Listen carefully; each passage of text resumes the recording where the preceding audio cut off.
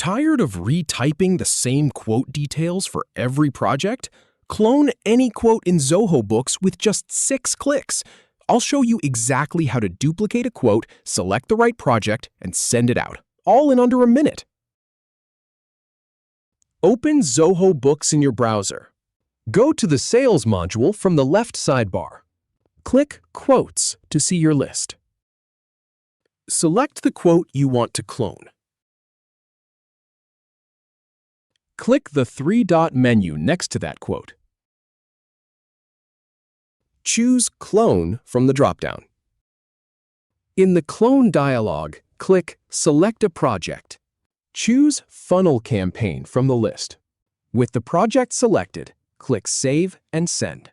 Click Send to deliver the cloned quote. If you have any feedback or if any info is inaccurate, please leave a comment below. We'll do our best to answer or redo the video if needed.